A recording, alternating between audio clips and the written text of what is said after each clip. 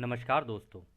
Law of one यानी एक का कानून, या कह लीजिए एक का ज्ञान, या कह लीजिए एक का तरीका, यह उसका 5वां सत्र है जो जनवरी 23 1981 को रिकॉर्ड किया गया था।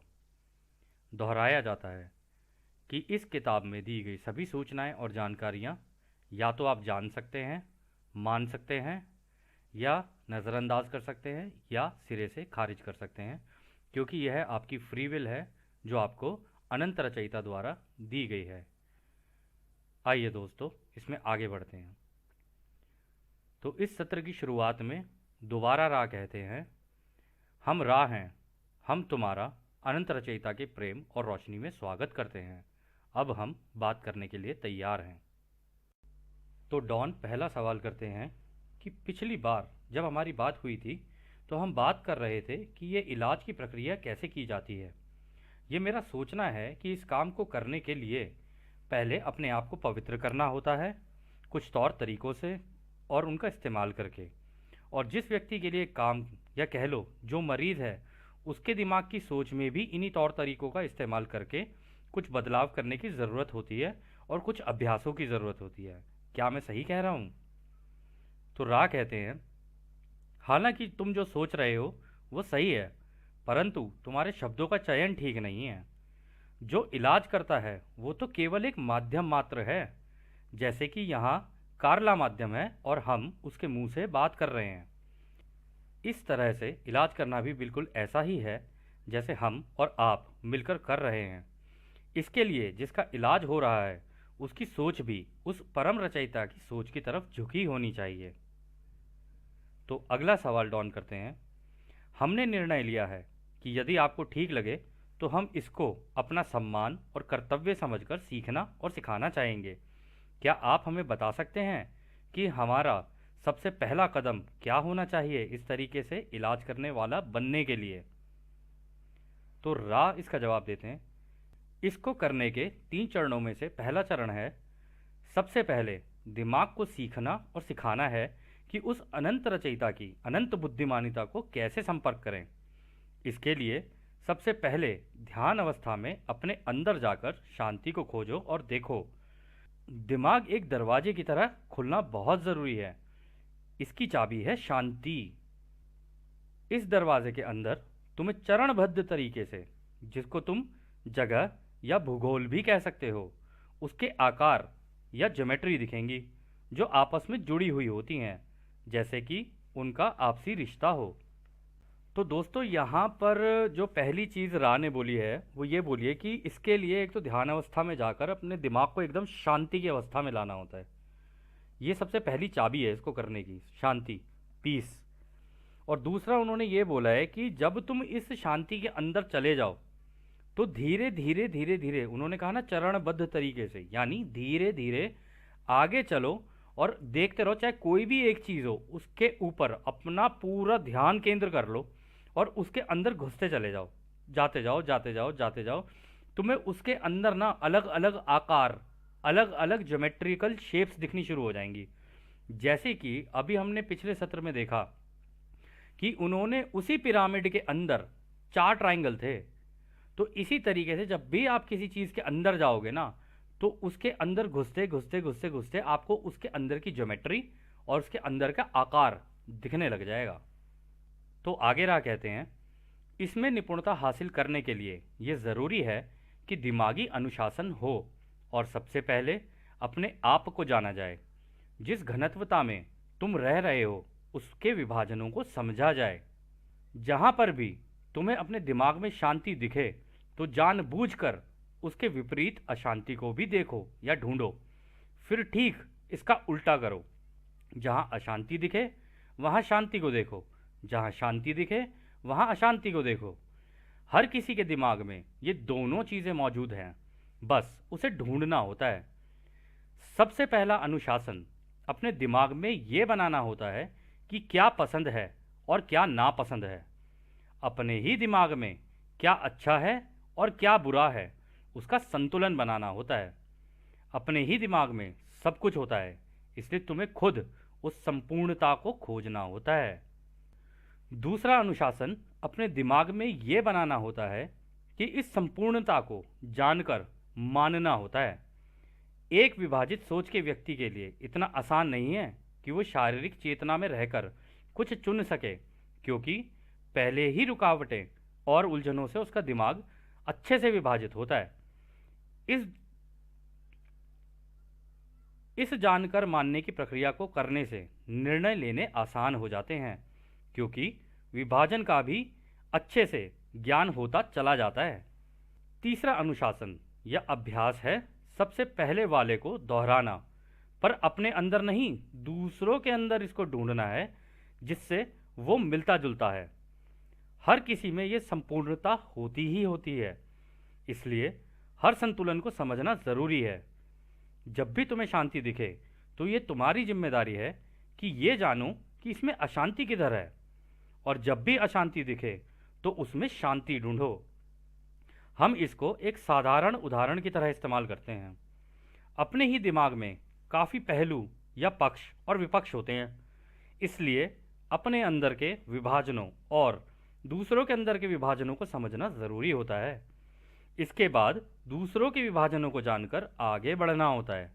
ये सबसे पहले के 3 अभ्यास हैं।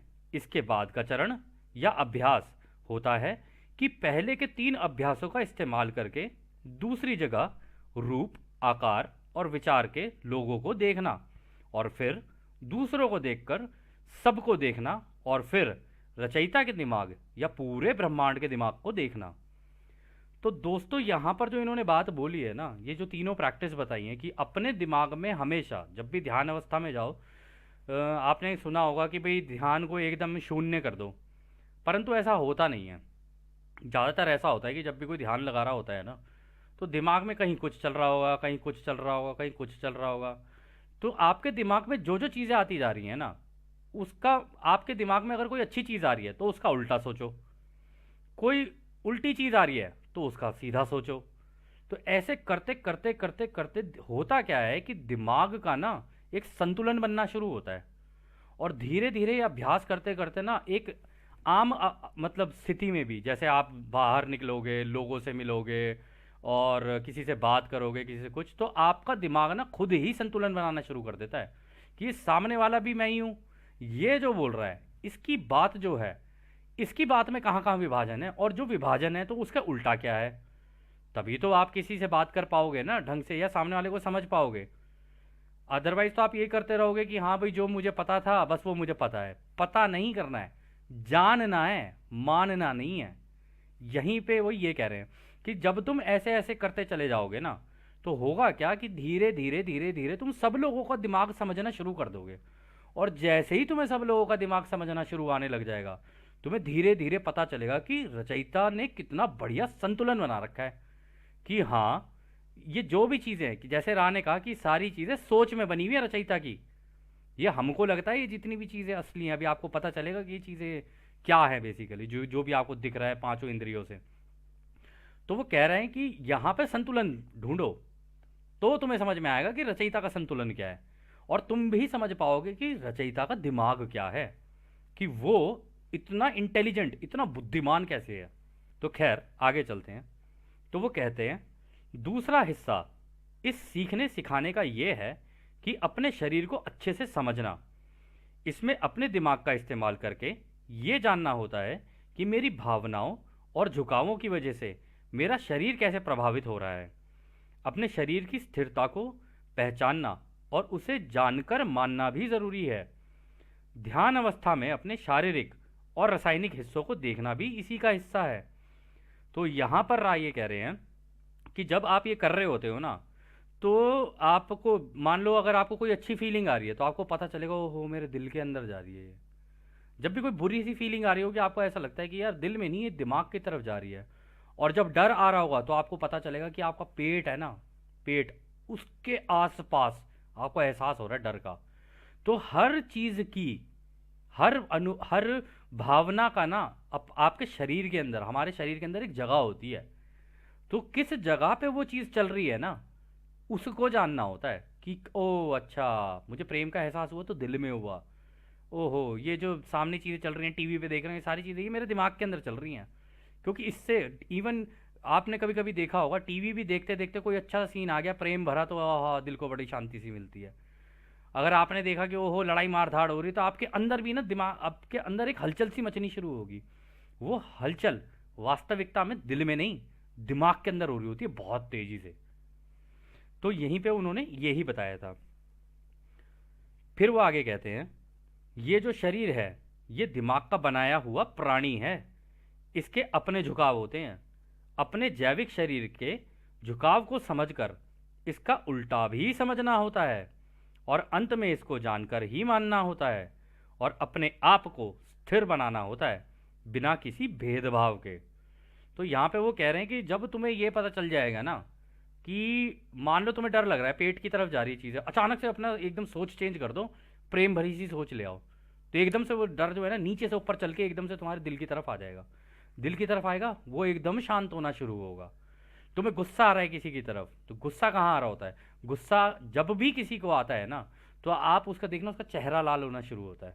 जो चेहरा लाल होना शुरू होता है ना, तब अचानक से एकदम से दिमाग को घुमाना होता है, किसी घुमा के दोबारा कोई कुछ अच्छा सा सोचने लग जाऊं, और जैसे ही अच्छा सा सोचने लग जाओगे वो फिर दोबारा दिल की तरफ चला जाएगा। तो इस अभ्यास को करते करते ना आपका शरीर का भी संतुलन बनना शुरू हो जाता है। परंतु ये अभ्यास से आता है, और ये किसी बिना किसी भेदभाव के पहले अपने ऊपर करना होता है। फिर जब ये सारी चीज़ें आप अपने ऊपर कर रहे होते हो, तो सामने वाले के अंदर देखना होता है कि अच्छा अभी गुस्सा हो रहा है, ये लाल लाल हो रहा है इसका चेहरा, ओहो इसे डर लग रहा है, ओहो इसकी आंखें फटी चली जा रही हैं। ये सारी की सारी चीज़ें आपको समझ में आ जाएगी कि इसकी आंखों में क्या चल रहा है, इसके चेहरे पे क्या चल रहा है, इसके दिल में क्या चल रहा है, इसके हाथ कैसे चल रहे हैं। एक एक चीज़ आप बड़ी पैनी नज़र से अंदाज़ा भी नहीं, जान जाओगे कि सामने वाला क्या कर रहा है। फिर वो आगे कहते हैं, इन सब को करने के बाद उनको समझना होता है जिनको तुम दूसरा कहते हो। इसका सबसे सरल उदाहरण है कि हर मर्द एक औरत भी होता है, और हर औरत एक मर्द भी होती है।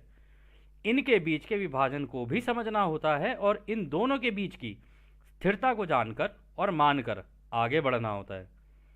तो दोस्तों, आपको लगा होगा कि यार हर मर्द एक औरत है, हर औरत एक मर्द है, ये क्या कहानी चल रही है, ऐसे कैसे हो सकता है? परंतु जो अच्छे लेवल के ध्यान करता होते हैं ना, उनको ये चीज़ पता चल जाती है कि वो ही अर्धनारेश्वर हैं। मतलब उनके अंदर एक औरत भी है आधी, जो बड़ी सॉफ्ट और बड़ी कोमल सी है, और एक मर्द भी है जो बड़ा मतलब लीडिंग पोजीशन पे रहने वाला, एक डिसीजन मेकिंग करने वाला उस टाइप का होता है। तो अगर आप देखो औरतों को इस तरीके का करते हुए कि हाँ भाई ये लीडरशिप पोजीशन पे जा रही है, तो उस टाइम पर उसका वो लीडरशिप मेल वाला जो पार्ट है ना, मर्द वाला जो पार्ट है वो एक्टिवेट हो गया उसका, तो वो उस तरीके से बिहेव करने लग जाएगी, या उस तरीके से करने लग जाएगी चीज़ें। और कोई मर्द अगर औरतों जैसी हरकतें करने लग जाए, तो आपको ये समझ जाना चाहिए कि हाँ इसका वो पार्ट एक्टिवेट हो गया है। बट यहाँ पे उन्होंने बोला बिना किसी भेदभाव के देखना है इसको, कोई कैसे भी हो सामने, आपको ये पता चल जाएगा कि हर मर्द के अंदर एक औरत भी होती है, एक हर औरत के अंदर एक मर्द भी होता है। तो आगे राह कहते हैं, अगले सत्र में इसके एक तीसरे हिस्से पर बात कर सकते हैं, और इस सत्र को आज के लिए यहीं समाप्त करते हैं। तो दोस्तों, आज के लिए ये 5वां सत्र यहीं समाप्त होता है, और जैसे कि राह हमेशा बोलते हैं कि हम तुम्हें अनंत रचयिता की प्रेम और रोशनी में, उसकी शक्ति में और उसकी शांति में छोड़कर चलते हैं। आज ने हमारे भाइयों, आज ने। धन्यवाद दोस्तों।